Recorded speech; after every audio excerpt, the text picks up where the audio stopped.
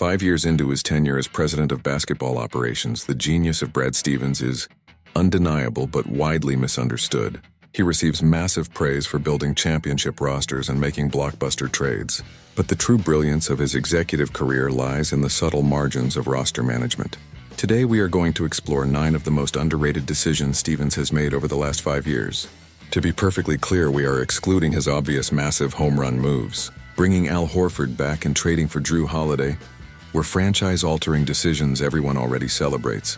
We are also excluding the draft picks and the development of deep bench players into rotation pieces. This breakdown focuses exclusively on the quiet and brilliant moves that secretly kept Boston at the top of the mountain.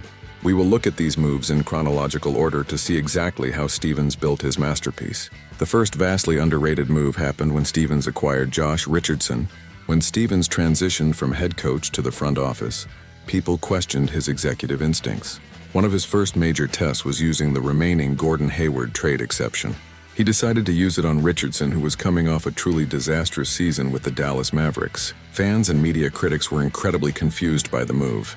The confusion only grew louder when Stevens immediately gave Richardson an extension. But the decision paid off beautifully as Richardson shot the ball incredibly well from beyond the arc. He provided quality individual defense and helped stabilize the team during a very turbulent early season stretch.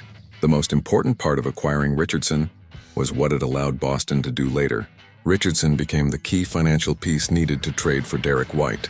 If Stevens never takes a chance on Richardson, the Derek White trade never happens. That single domino effect completely changed the trajectory of the franchise forever.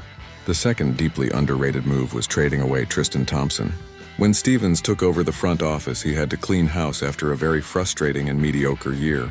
He immediately started reshaping the culture by trading Kemba Walker for Horford.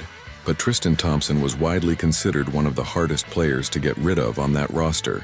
Thompson had been a massive free agency bust for Boston on the court. Even worse, there was intel suggesting he was a serious problem inside the locker room.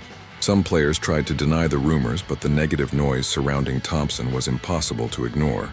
Bringing Horford back made Thompson completely expendable. But trading his contract seemed impossible. Stevens somehow managed to find a taker by shipping Thompson to the Sacramento Kings. If Boston had to eat that salary or keep him around, it could have severely damaged team chemistry. Stevens proved right away that he could erase mistakes and protect his locker room culture.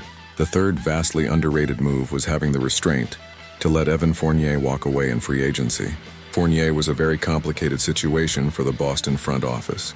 He caught a terrible virus right after being traded to Boston and never truly found his rhythm. The general consensus was that